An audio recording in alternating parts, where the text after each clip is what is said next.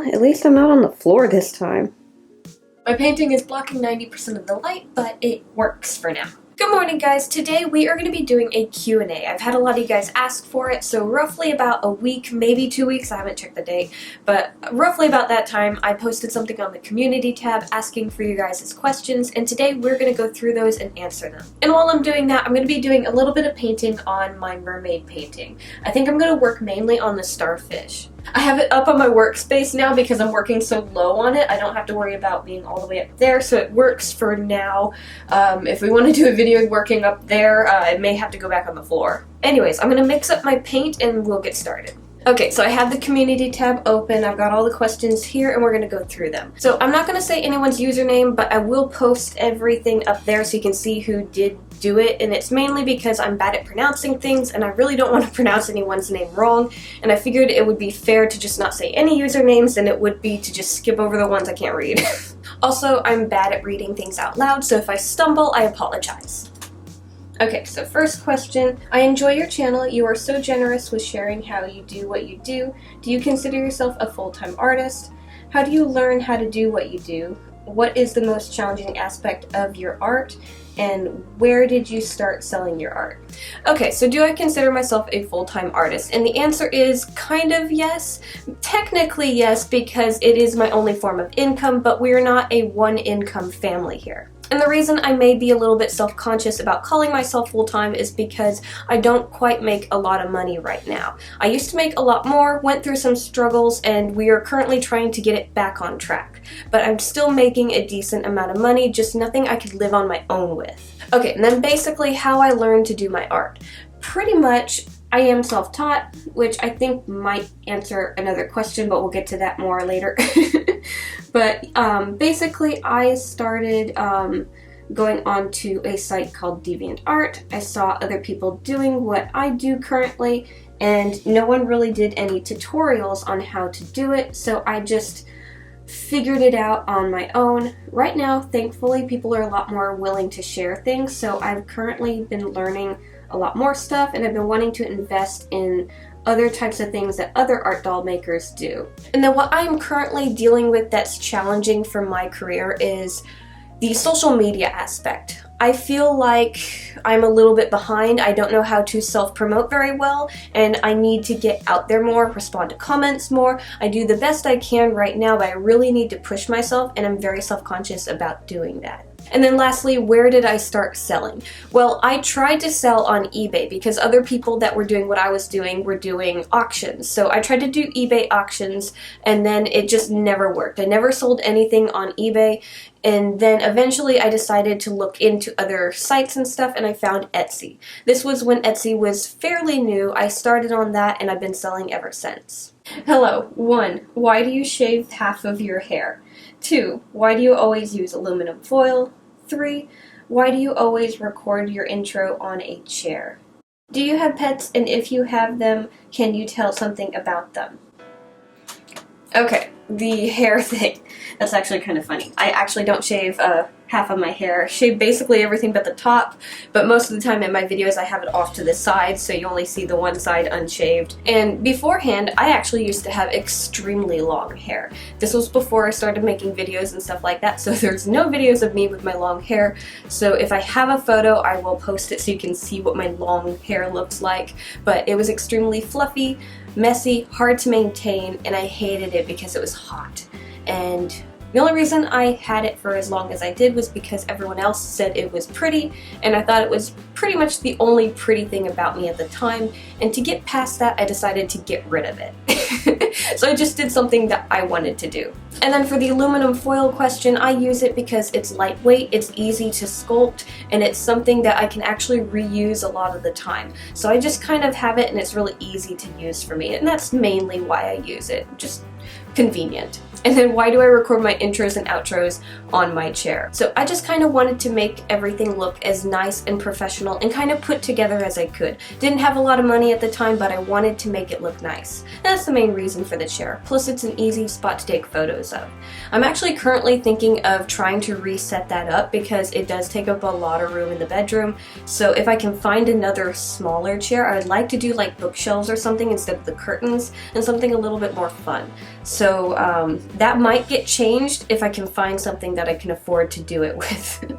And then pets. I currently have 3. I have my dog Axel. He's about 6 years old right now. I've had him since he was 11 weeks, so he's my big baby. And then I have 2 hermit crabs. I have Dean and Wally. Are you a self-taught artist or have you had some professional training? Ooh, this one's good.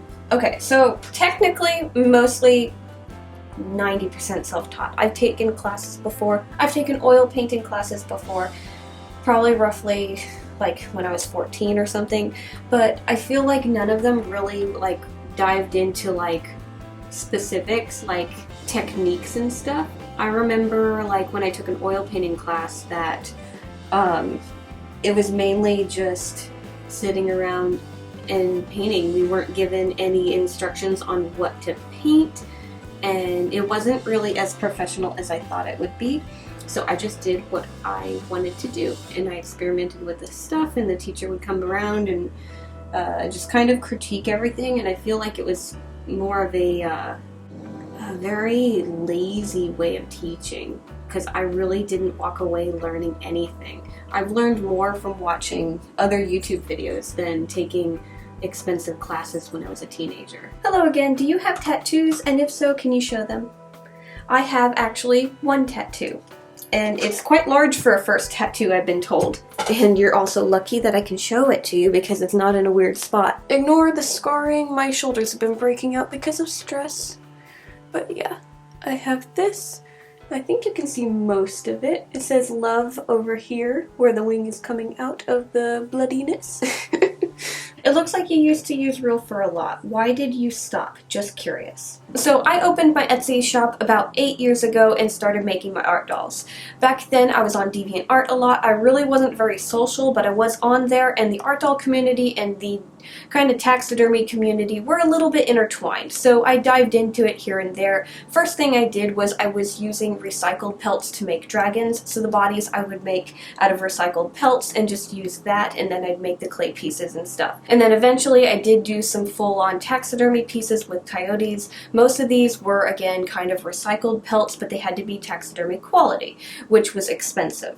So it slowly kind of got more and more expensive, and it was also harder to get them ethically sourced. A lot of people started using farms to get their pelts, and I didn't really agree with that. So I just decided to stop and completely start using fake fur. How do you come up with and make patterns? How long does an average doll take to make? Okay, so with patterns, the first thing that I do is I decide what I want to make, and then I try to think of a very 2D style of what that would look like. So if you can draw the outline of, say, a dinosaur, you could probably make a pattern. It's not as complicated as it looks. It's actually a lot simpler than you would think. It just looks kind of intimidating when you start off with it, because you're trying to turn something 2D into something 3D, and it takes some getting used to. In a week, I can make roughly between 1 to 3 dolls. So if I was doing a very simple piece, it could take me maybe 3 days. And that's mainly because certain things do need to dry and stuff. And then more complex pieces sometimes can take more than a week. What is your favorite animal? I don't know if I really have a favorite. I mean, obviously you gotta say your pets first, but I kind of tend to really like reptiles. Did you release your patterns for your art dolls? No. Because I don't want you guys to have to buy a pattern from me and then you have to adjust it. I want it to just work the way it is. And a lot of the times when I make my patterns, they're constantly adjusted while I make my dolls. They're never just something extremely well put together. They may look like it, but I always have to change something about them. Because my patterns would most likely be something you'd buy on Etsy, and I want them to work. If you're going to spend money on something, they need to work. And right now, they aren't working the way I want them to. What tips do you have for someone just learning to sculpt? And do you ever test your patterns with scrap fabric? I guess my main thing is to just experiment with different things. You'd be very surprised how different certain clay works than other ones. So don't be discouraged if you start with one type of clay, like say the clay I use, Original Sculpting. and you just don't like it. Because with original Sculpey, it's a little bit easier to work with because it's softer than most Sculpey, but it's harder to keep details in without messing them up from touching it. So if you want to get more detail in, I do know there's other Sculpey like Sculpey Firm. You could try that. But if you have hands that get easily tired or sore, I'd recommend starting with the original Sculpey that I work with, because it's just softer. And then the pattern thing, obviously, I think I kind of answered that with the other one, and no. I'm too lazy to practice with patterns. I just dive in and fix the problems as I go. When you use hot glue on your dolls like your polar bear to keep the eyes in place, doesn't the hot glue melt and make fumes? Does hot glue release fumes? Yes. I don't know if it's toxic. I highly doubt it, but you still need to look into things if you are concerned with them. I don't really think that it is too concerning. I would have to double check that though. But honestly, everything releases fumes when it's drying and heating up. So like oil paint. Now this isn't really bad. It's more of the mediums, like if you use paint thinner and stuff. But when oil paint dries, obviously the oils are leaving the pigment, and it will kind of create like a fume or something leaving where this is. So there's a lot of things that you should look into, because some things that are toxic you wouldn't really think are toxic. So my thing with fumes is just be careful. Make sure that you're always in a well-ventilated area with absolutely everything that makes you concerned, and look into what you're working with. If I'm curious about something, I Google it, I check it out, and if it's dangerous, I take precautions for it, which you should do with absolutely everything that you work with as an artist, because art supplies are very dangerous to work with. You don't have to stop doing an art because there's dangerous aspects of it. Just take the precautions to make sure that you have it safe for you. Oh, hi, I really want to know how many years ago you started making art. Do you promote young artists on your social media? Very important question for me as a new artist. Okay, so I have no idea how long I've been doing art. From the time I remember memories themselves, I've always been like either drawing or trying to sew. My grandma taught me how to sew, and I started doing that. I started sculpting, painting, all kinds of things. I've even done metal work with jewelry before. I just keep trying new things. Now the art dolls, on the other hand, they were started about 8 years ago, and I think painting oils was probably was kind of around that time. I think I'd want to say 14 years ago I started doing oils, but I never really did a whole lot. I've got huge pieces that I've worked on and stuff, but it's kind of an off and on thing that I'm trying to get back onto.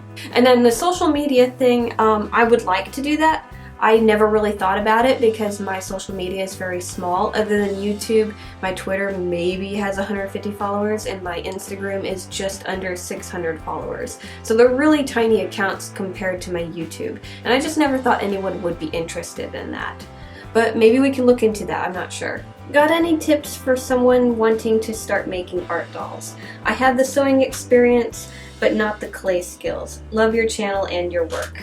Okay, so with this scenario, you're good at sewing. So you have a strong suit, you have something to fall back on, and you got something going for you. So definitely use that to your advantage.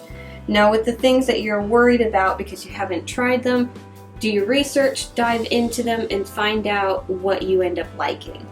Once you know what you like, you can find a way to make the dolls how you want them. Because there are so many different ways to make art dolls. Everyone does it differently. And it's just insane how many different ways there are to go about it. So find your strengths and find your weaknesses. If it's something that you just don't like, don't focus on it. Find some other way around it. Make it something enjoyable. And if it's something that you feel like you're bad at, but you want to learn how to get better, find other artists to follow, find different videos to watch. You don't have to just watch art doll videos for this, since it is like sculpting. You can look up sculptors and find things about that to look into, and just dive into it and have fun with it, because there's so many ways to go about it. There's really honestly no wrong way to make an art doll. Okay, I think this is the last question we have. How did you come up with the name BubblyLeaf? Where did you learn how to make your art dolls? Did you start at a young age, or has the talent always been with you?